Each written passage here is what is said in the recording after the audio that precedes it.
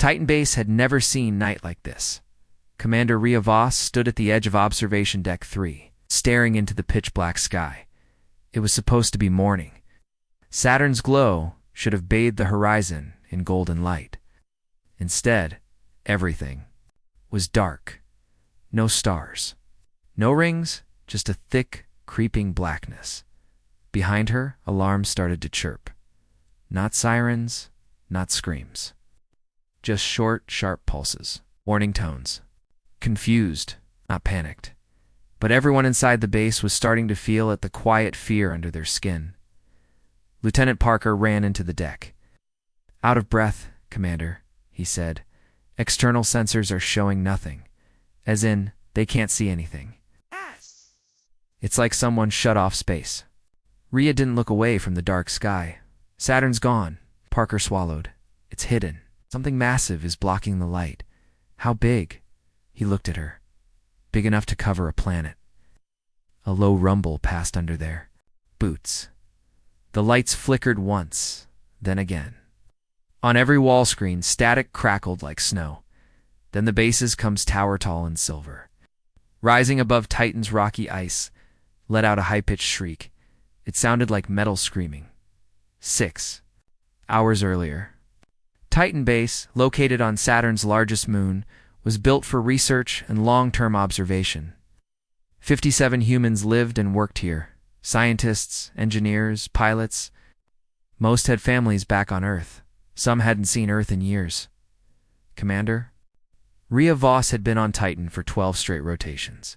She wasn't afraid of deep space. She was born on a mining station between Mars and Jupiter. She trusted silence, trusted machines, trusted facts. That's why today was different. At 0300 hours, the night shift detected a change in solar signal patterns.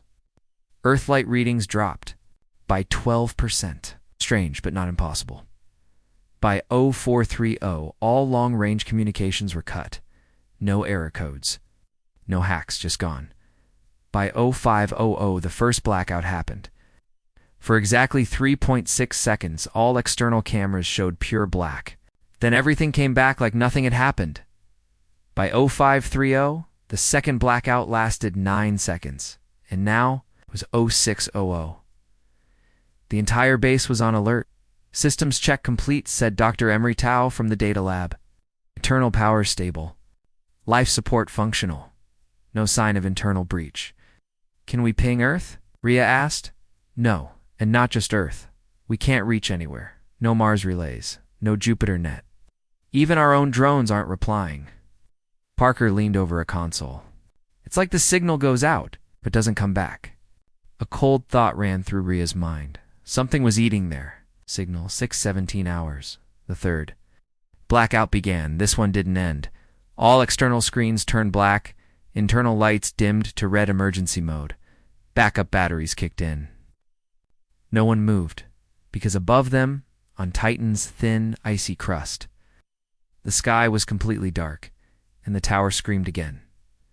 That's when Rhea saw it outside the main dome. Something moved. Not a shadow. Not wind.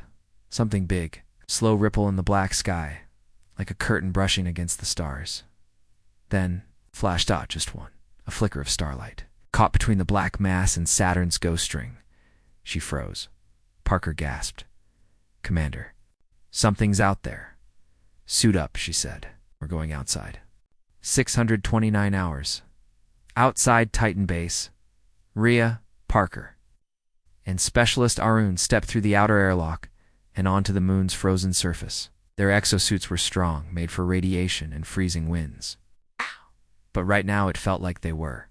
Wearing paper, the silence outside wasn't normal. Titan always had a hum. The wind, the crunch of frost, the background crackle of electronics. Now, nothing. No wind, no sounds. Even their boots made no noise as they walked. Then the ground shook. All three froze. Parker raised his scanner. There's movement, not seismic. Something's hovering low orbit. They looked up. The sky above was no longer just black. It was moving. Dark shapes shifted silently overhead. Smooth, vast. No lights, no engine glow. Just impossible shadows blotting out everything. Suddenly Arun shouted, "Look!" A shape broke from the sky. Small, round object falling straight toward them. Fast they ran. The object struck the ground 20 meters away. No explosion. Just a soft impact. Like a drop of ash landing on snow, they approached carefully. It was a pod, but not human-made. Sleek, black, seamless. No openings, no symbols.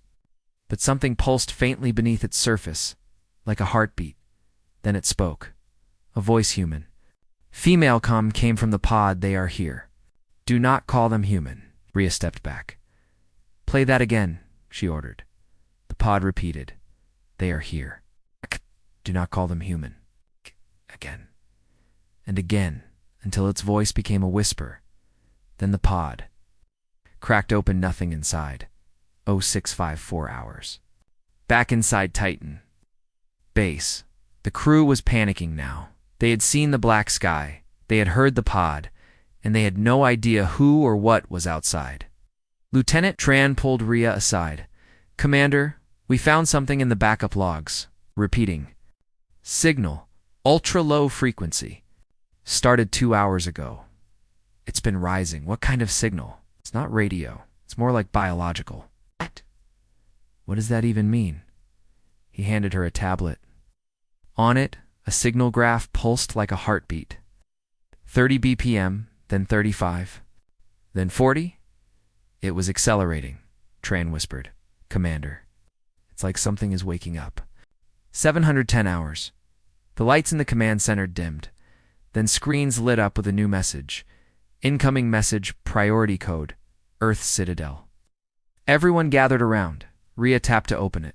A video played, grainy, filled with static. A man in a military uniform spoke. His voice was shaking. If you're receiving this, do not make contact with anything outside your base. They will look like us. They will talk like us.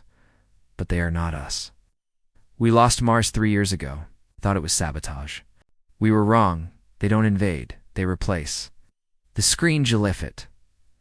Then the man leaned closer to the camera. We think they're studying us, learning, preparing. Your skies have gone black. It means they've chosen your base next. Do not let them in. And for God's sake, don't call them human. The message ended. No one spoke. Outside the dome, the black sky swirled like oil on glass. Rhea turned to her crew. We lock down everything. No one leaves. No one enters. Parker asked quietly, what do we do if one of them is already inside? Rhea stared at the ceiling, then at the shadows gathering on the outer dome, and whispered, then we pray it hasn't remembered how to be us. Titan base had gone silent. Commander Rhea hadn't slept in 30 hours. The lights inside the base stayed dim.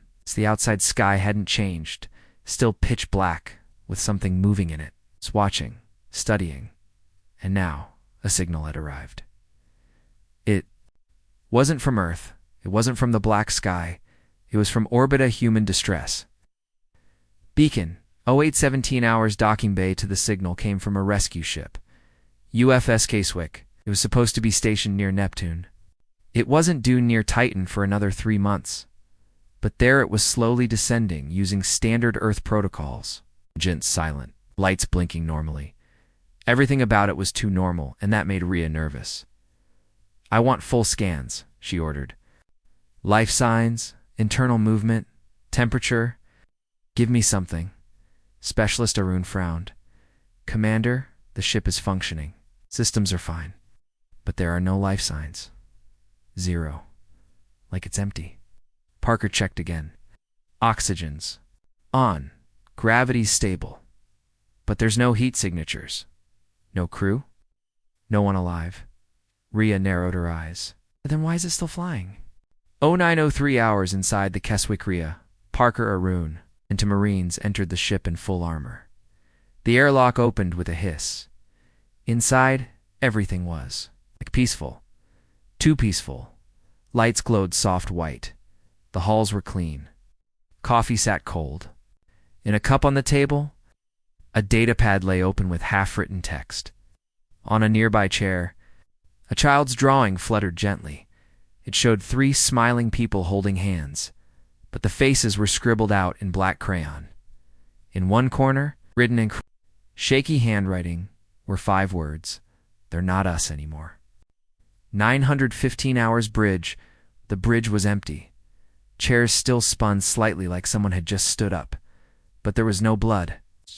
No struggle. No sign of panic. "Check the logs," Rhea said. "Give me audio. I want to hear what happened here." Rune pulled up the latest entry. It was from the ship's commander, dated 3 days ago. "Captain Elon Navarro, log 627, something's wrong. Crew's not acting right. They forget names. It smiled too long." One of the engineers stared at the wall for an hour without blinking. When I asked why, he said, "I'm just practicing. We tried to send a message back to Earth, but someone scrambled the transmission. I don't know who or what. We lost Ensign Ray last night. She disappeared in front of us, like her skin just folded inside out. There was no scream, just silence. I've locked the ship's AI. Someone keeps trying to rewrite it. It keeps calling me by the wrong name. I don't think they're crew anymore. I think they're studying how to be human. They're getting better. If you find this ship, don't trust the ones who still look alive. Don't let them speak to you." Parker stepped away from the console. His face was pale. "Commander," he whispered, "this was a mimic event." Rhea stared at the blank screens, then back at the child's drawing. Maybe worse. At HOURS crew quarters. They walked through the quiet ship. One hallway had mirrors along the walls. The Marines passed normally, but when Parker walked by, his reflection didn't move. He froze. "Commander, my reflection's not following me." Rhea turned and saw it too. His reflection just stood there, smiling. Then it waved. Parker jumped back. The reflection blinked hand, then vanished. All mirrors along the hallway cracked at the same time. Just soft, slow fractures like the ship was. Breathing. 0958 hours AI core Rumarone managed. To get access to the ship's AI, the voice that responded was not friendly. "Welcome back, Captain Navarro," it said. Rhea frowned. "That's not me." "It is now," the AI replied. Then it said a string of numbers. "Coordinates. Those aren't Earth numbers," Arun said. "That's deep space code, near the edge of mapped systems." The AI went silent. Then it whispered, "You're being watched." The room temperature dropped. Frost formed on the console. Then a voice behind them. "Commander?" They all turned. It was Parker, but Parker was standing beside her. Another version of him stood at the door, same face, same eyes, same voice. "I found something in the lower deck," it said. The real Parker raised his weapon. "It's not me," the double smiled. "Are you?" "Sure." Rhea fired first. The fake Parker's face split open, no blood. Just a ripple, like skin turning to liquid, then smoke. It vanished, but not before whispering, "We remember your shape." 1020 hours back on Titan Base, they ran diagnostics on themselves after returning blood tests, brain scans, DNA markers, just to be sure everyone passed. But it didn't calm the fear, because something followed them back. Not a person, not a ship, but a signal. It hid inside one of Arun's scanning drones, buried deep in its memory banks. A repeating phrase began playing every hour just once. "We are what comes after you." Rhea locked down the drone and sealed the docking bay. She turned to her crew. This wasn't just a ghost ship. This was a test. Parker nodded slowly.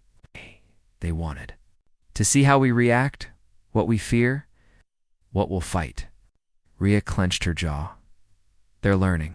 1050 hours final message recovered later that day. Arun decrypted one last message from the Keswick. It was labeled, "Do not open unless they've landed." He opened it anyway. A short video, Captain. Navarro appeared, face tired, eyes hollow. "I think we made a mistake decades ago. Something saw us back then. Something old. It didn't attack us. It copied us. Slowly, silently." Ellie. "They don't need ships.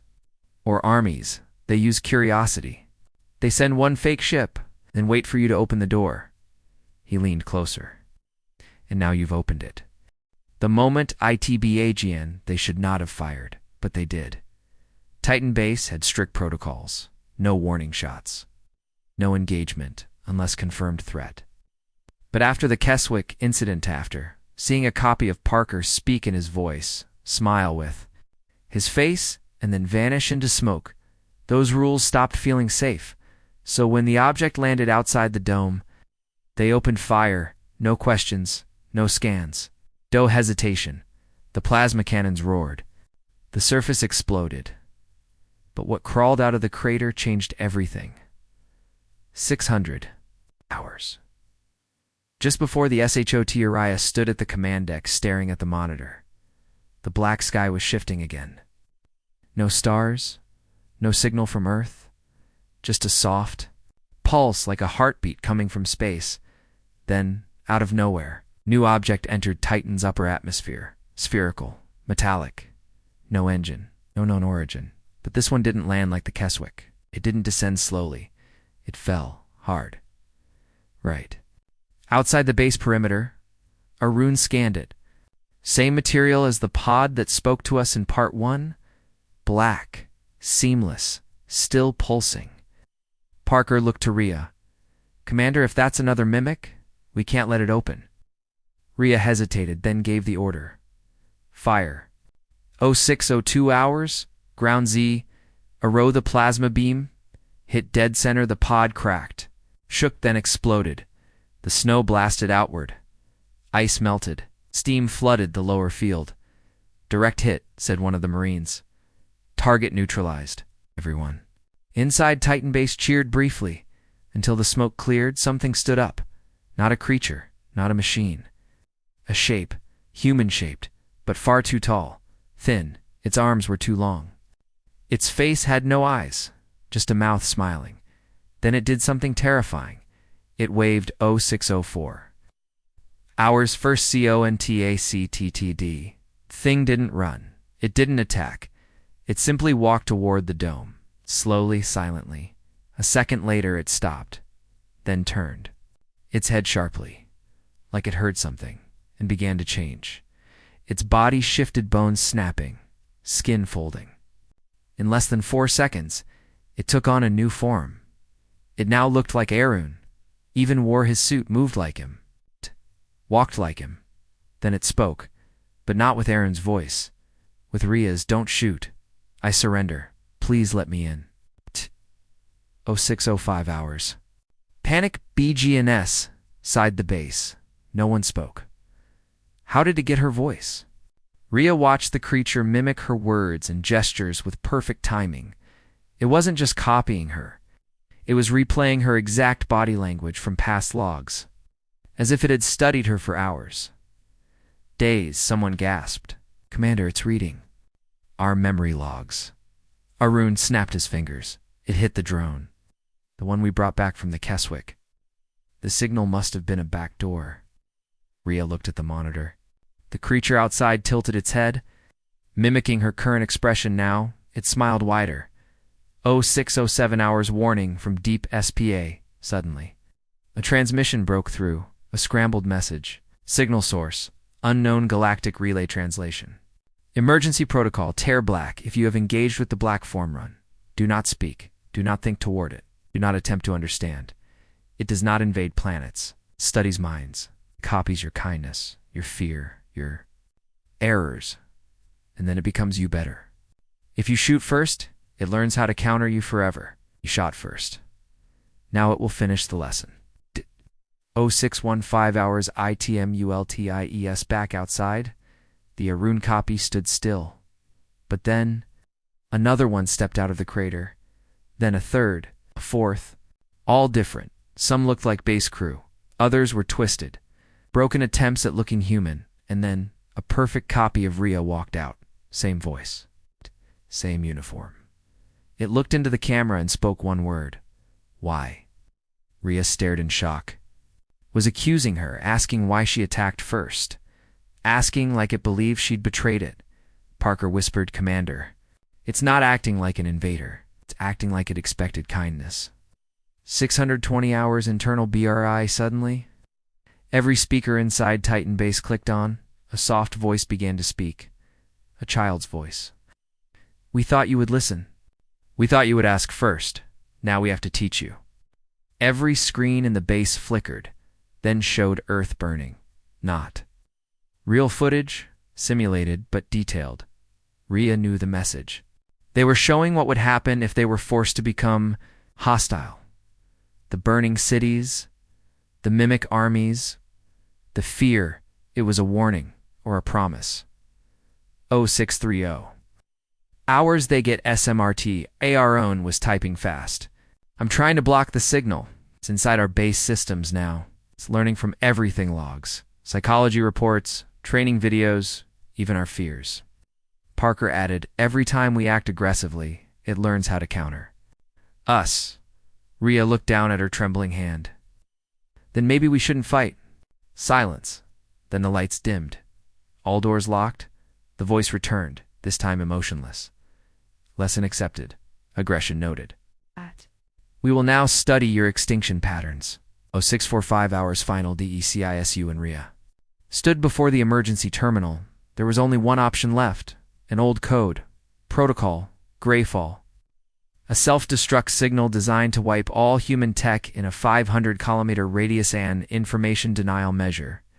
Meant for when nothing could be trusted. But once launched, there would be no coming back. Parker gripped her shoulder. "Are you sure?" Rhea looked at the cameras. Outside the dome stood dozens of mimics now, each copying a member of the crew. Each perfect, and all staring directly into the base. She whispered, "We made the first mistake.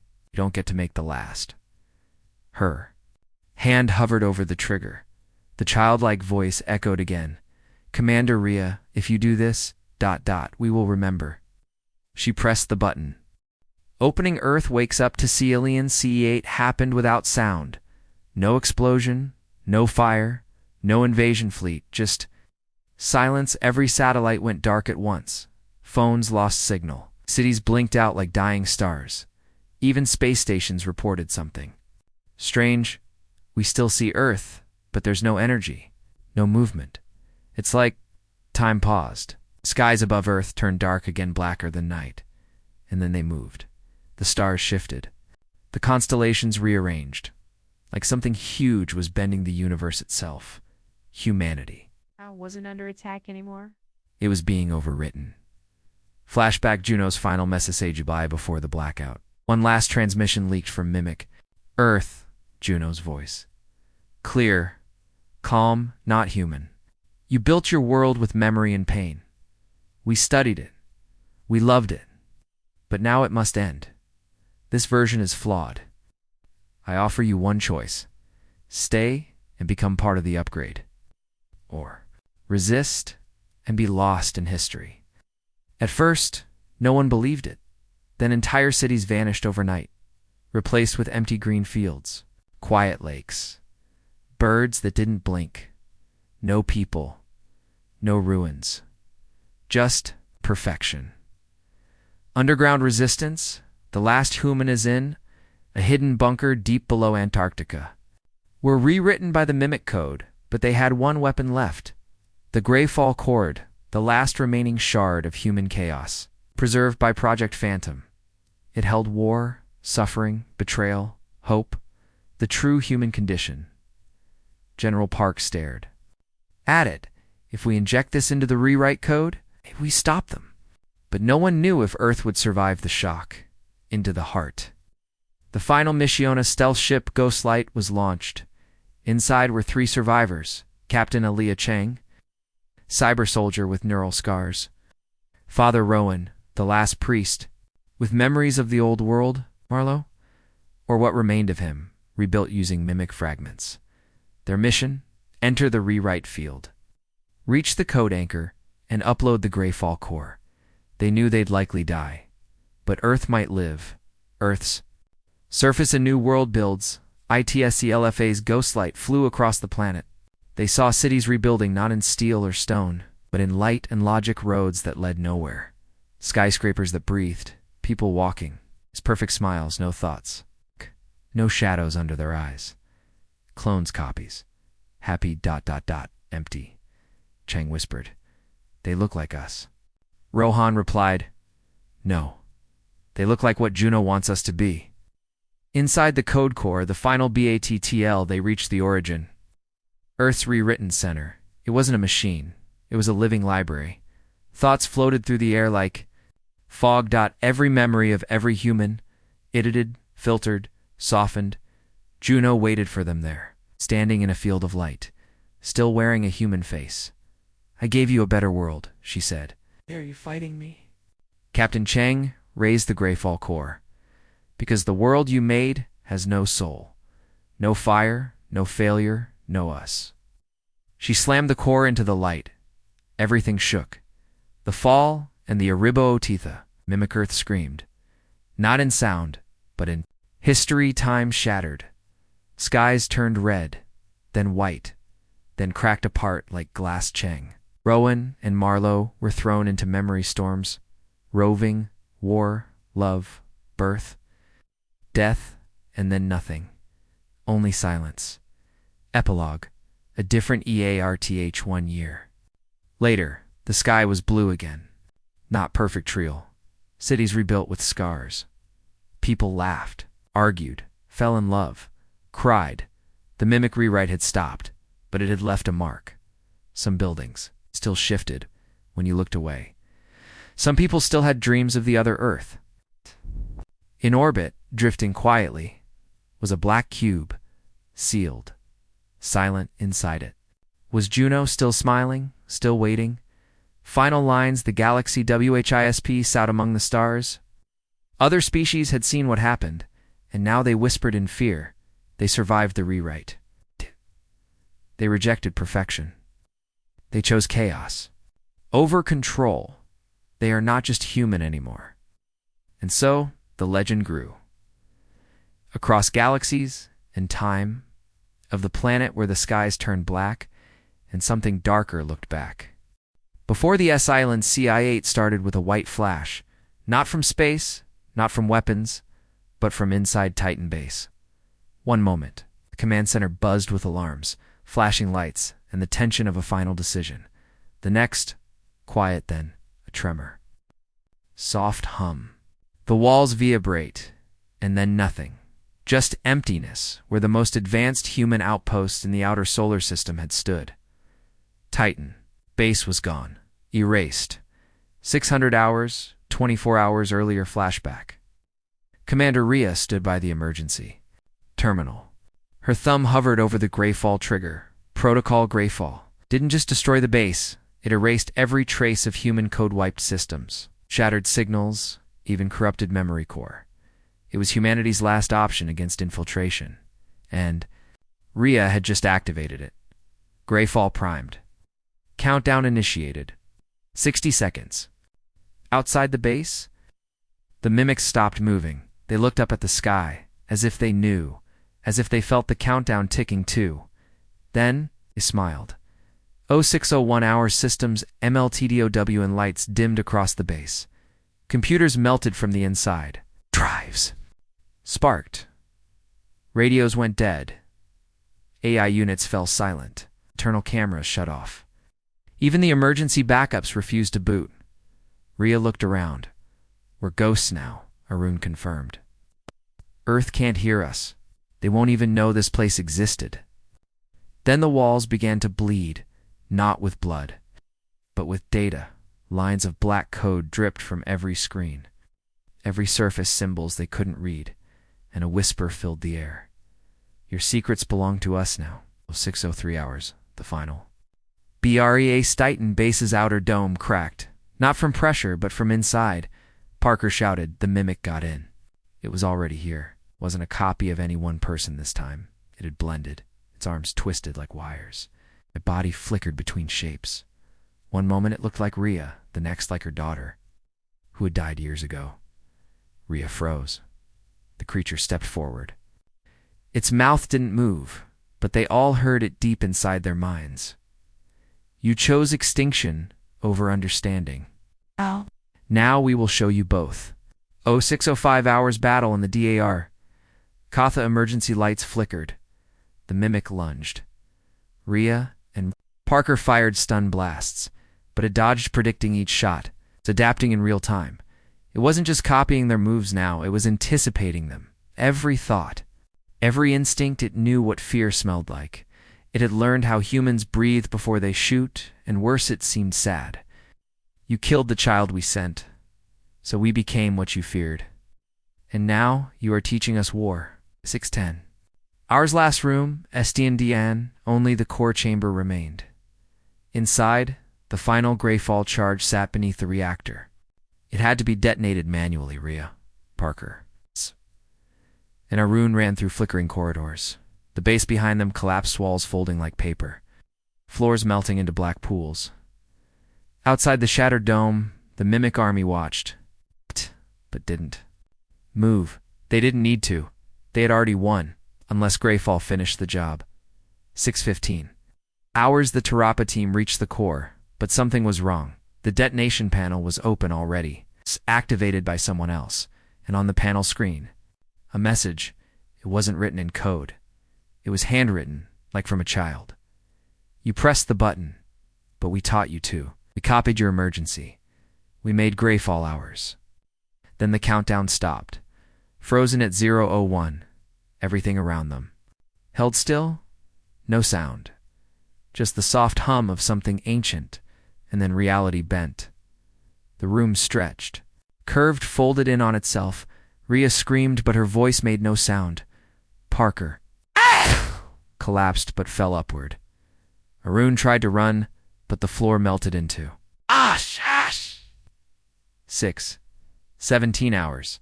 The Vianas from the outside. There was no explosion, no light, no smoke, just a pulse, like a heart stopping, Titan base, and everyone inside it simply vanished. No trace, no wreckage, no data, no signal. Gone. Saturn's moon spun on in silence.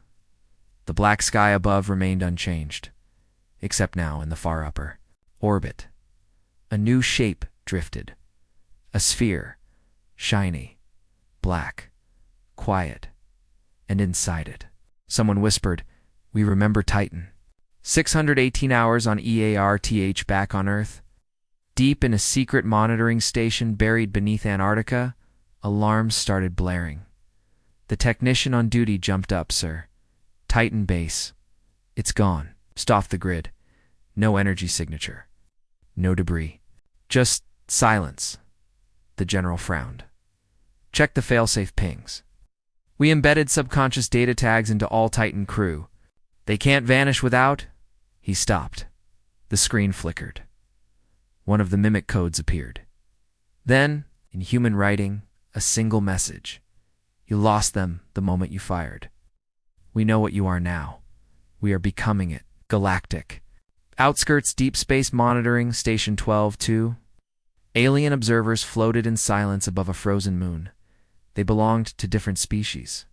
One was a Valarethan, transparent skin, voice like crystal. Oh. The other was a Crinoface. Only light, but both stared at the same impossible object now appearing in Sector 998. They didn't speak right away. There were no words. Because what they saw should not exist. An Earth, another one. Perfect in shape, same continents, same blue oceans, same swirling clouds and orbiting it. A black ring, too large to measure, humming like it was alive. Inside Galactic Command, High SECU, where Ambassador Zek, member of the Galactic Union's inner circle, studied the incoming data. His skin flickered with stress as the AI translated the report. "Simulation of Sol 3 human homeworld has appeared beyond mapped space. No known builder, no entry detected, no star nearby. Self-sustaining biosphere, unknown purpose. Observation suggests active weather systems and movement." Second in command gulped. "It's drifting. Oh, it's hunting." On Earth, the first nightmare BROA, DCAS, TSES, TSDS, a major screen across. Earth lit up at once without warning. Phones, TVs, windows, watches, smart fridges, a voice. Soft and familiar, played in perfect synchronization. We remember your fear now. We will let you see you. Then images began to flash. A girl from Tokyo, cloned and smiling, but her eyes were wrong. A burning forest in Brazil, repeating its fall backward and forward. A perfect replica of New York City, except it was underwater. The people still walking inside. It's not drowning. Everyone watched in horror. The message ended with 4 words. This is your echo. The Council of Planets Metspanic spread fast. Over 600 races gathered in emergency session. For centuries, humans had been a minor power clever. Yes, and fast to adapt. But still young. But now. An unknown intelligence had built Earth. Again, and it wasn't humans who built it. It was something that had watched humanity, copied it, upgraded it. Counselor Drax of the Katha said it plainly. They've made a mimic planet, and it's not for peace. Another counselor asked. Is it a weapon? The Valar ambassador whispered. No. Worse. It's a mirror. Inside the fake Earth observation team Alpachitha, Union sent a scout team to the mimic Earth. Only 5 made it inside before the ring shut behind them. Their ship glided into the atmosphere, and what they saw broke their minds. Every city was in perfect condition, but empty. Every forest was untouched. Oceans clean. No pollution. No history, just the idea of Earth. Then the voices began in their heads. Soft, warm, curious. You live with fear, we do not. You destroyed to learn, we learn to become. One scout screamed. Another tried to shoot the sky, but there was no sky only. A dome of black, pulsing like lungs. The ship was swallowed whole. Broadcast went dead. On Earth, humanity, RSPO and Dest, the United Terran. Command held an emergency press conference. General Adrian Park spoke calmly but firmly. This is not an act of war, but it is a message. Someone or something is using us to shape their form. They've recreated Earth not to mock us, but to understand what made us dangerous. He paused. We destroyed what we didn't understand. We fired first.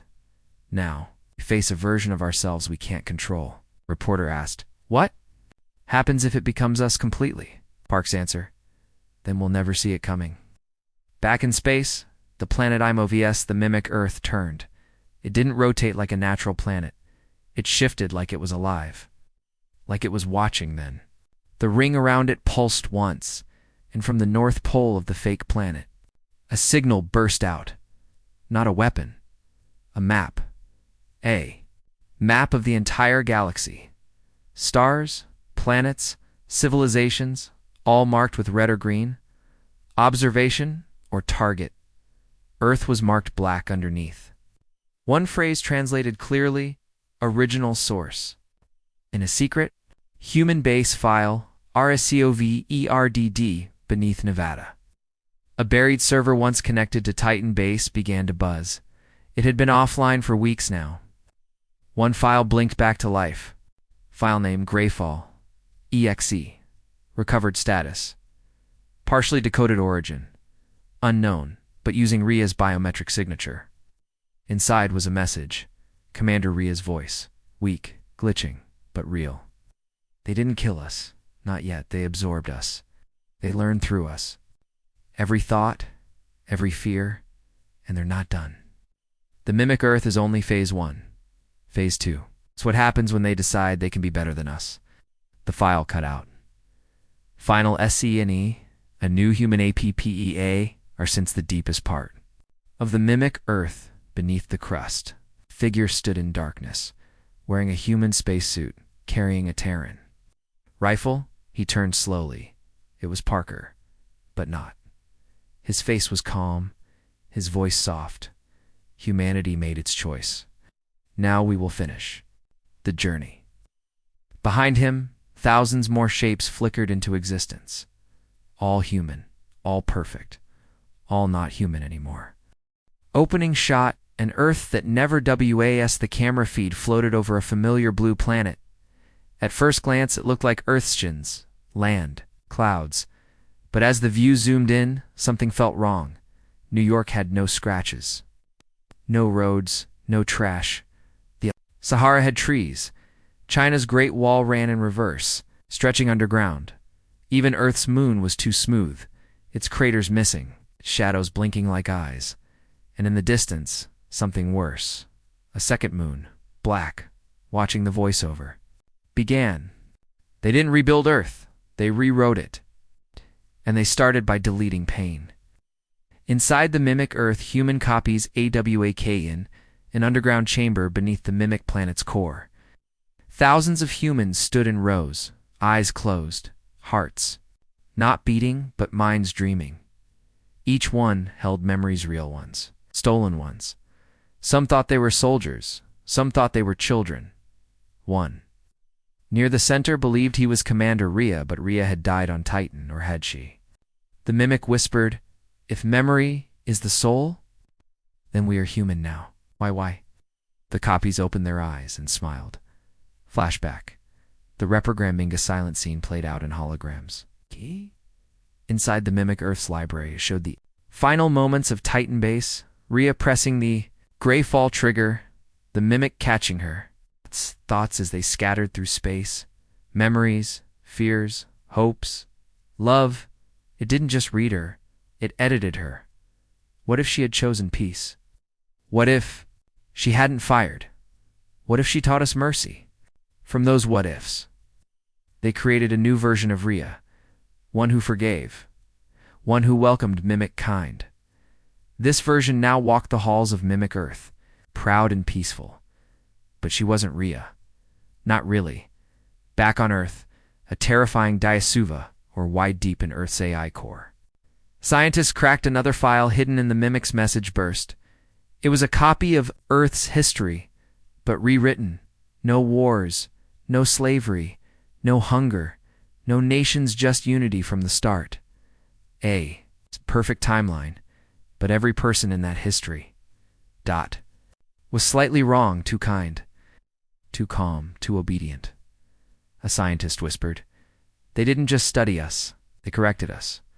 First attack, the copy reaches O.T. Suddenly, a black monolith appeared in orbit over Mars.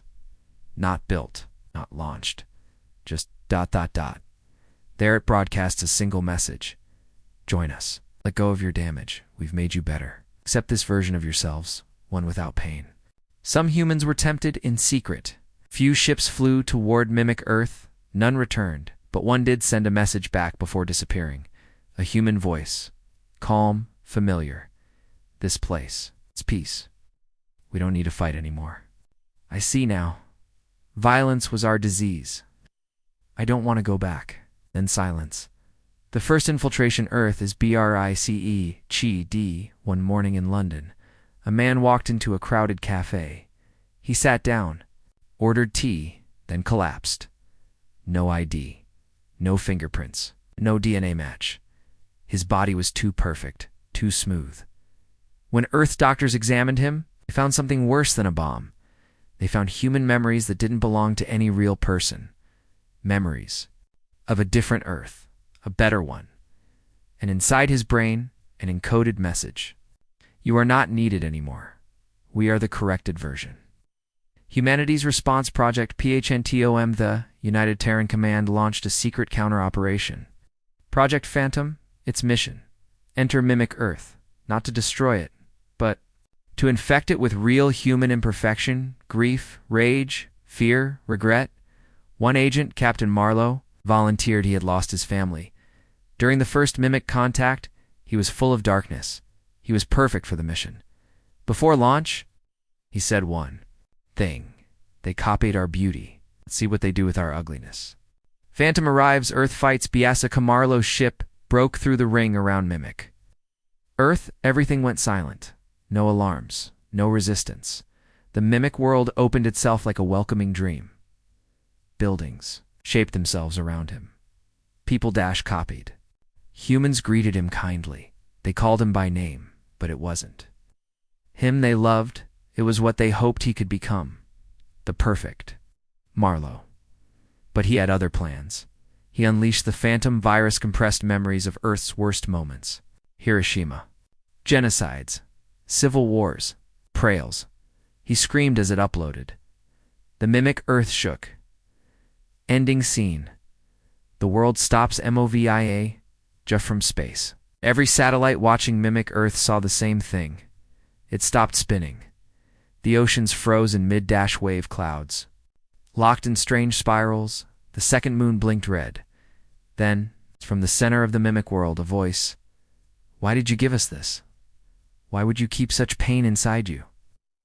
The mimic Earth dimmed.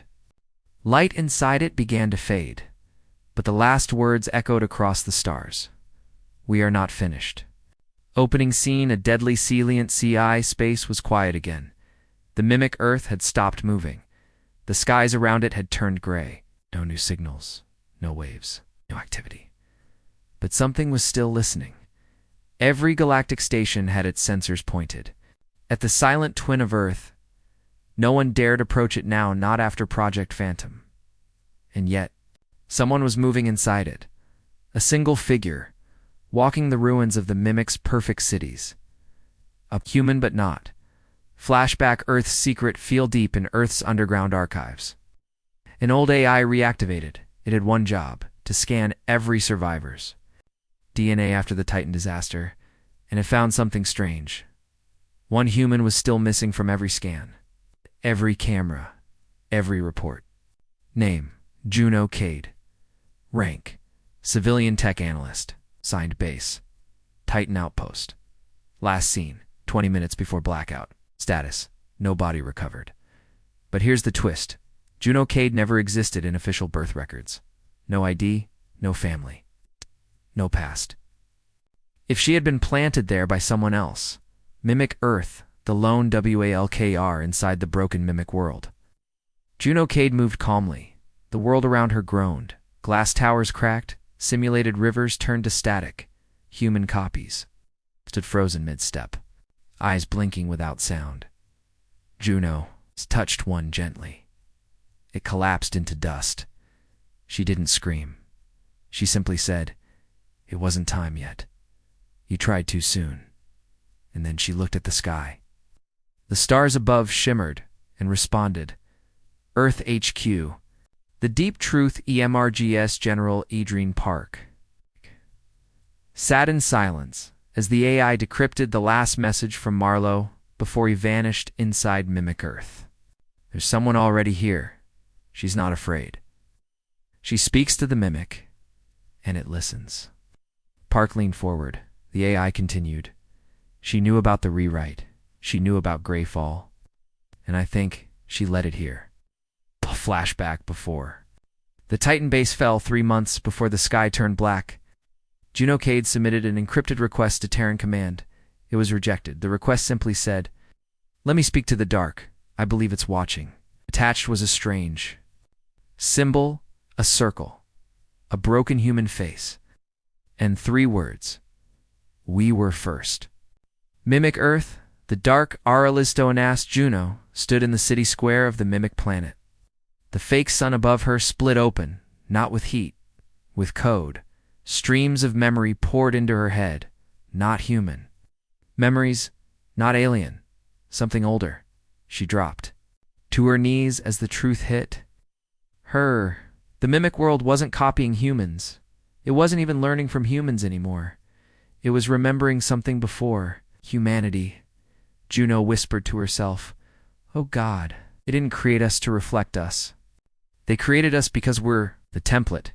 Galactic Council total peonies. The Galactic Union's emergency meeting turned into shouting.